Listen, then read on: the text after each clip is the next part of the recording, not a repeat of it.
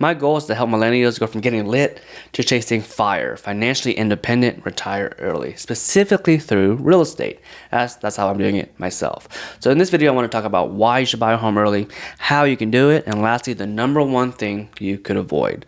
So first, my story is that I bought a home early when I was like 23, 24. I had two roommates and they were renting rooms, so they were paying rent every month. I took that rent and I paid my mortgage for a couple years. I was living for free. I fell in love with the concept. Next thing you know, I'm 30 years old and I paid off my 30-year mortgage. I became a real estate agent where I was helping people do the same as a realtor. And then I decided to make a change to the mortgage side. So I'm still helping people achieve that same dream, except now I'm helping them finance it. So first, why? Why should you buy a home early? Essentially, I believe in this framework that you should play defense, then you should play offense. In sports, it's heavily celebrated for the guy that scores the most points. But you can score a lot of points and still lose the game if you have poor defense. And in your personal finance, your defense is your expenses and your offense is your income. A lot of times we just focus on getting a better job, higher paying job. We focus on the offense. We lose track of the defense. So we're making more money, but we're spending more money. Then we're making more money, then we're spending more money. We never really get ahead. So what I highly suggest is as early as you can, play defense with your most expensive expense. That's your housing expense or your living expense. With a mortgage, what you can do is you can lock in a house payment for up to 30 years, and you can lock in a price for a home. Because generally speaking, home prices go up. So it gets more expensive to buy a house. And if you were renting, generally your rent goes up. So it's hard to save money. Hard to save money for a more expensive house. That's not where you want to be. You want to be in the position where you have a mortgage, where your payment's fixed. So if your salary does not increase, it's not necessarily harder to make your housing payment. And if your salary does increase, your housing payment stays the same. It gets easier to pay down and pay off. Okay, so let's say you wanted to do this. How can you buy a home at an early age? Well, essentially when we're qualifying you for a mortgage, we generally just look at three things. That's your income, your credit, and your assets, or the funds that you have available. So let's talk about income. Income, we're looking for stability, stable income.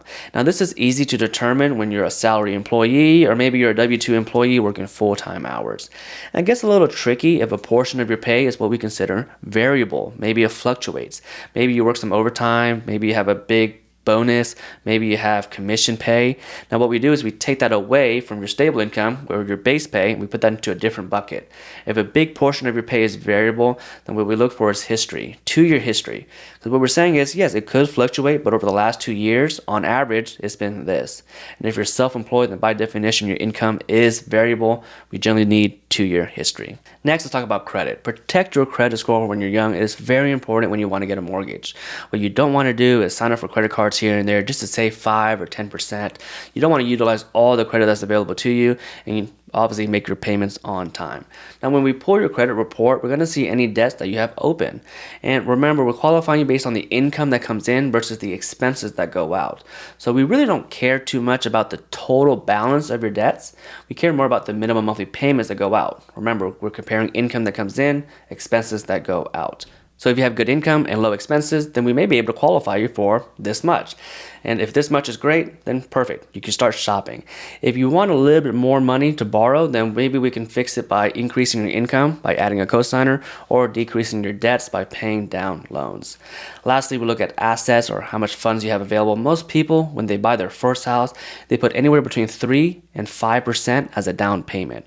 However, there are 0% down programs and there's always down payment assistance available. Lastly, things to avoid. The number one thing I think you should avoid if you want to buy a house early is signing up for a car payment.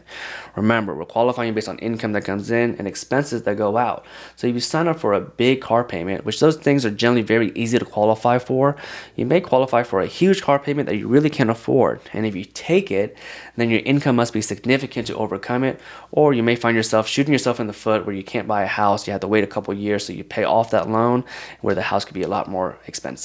If you liked this video and found it helpful, please leave a like and consider subscribing. It really helps the channel.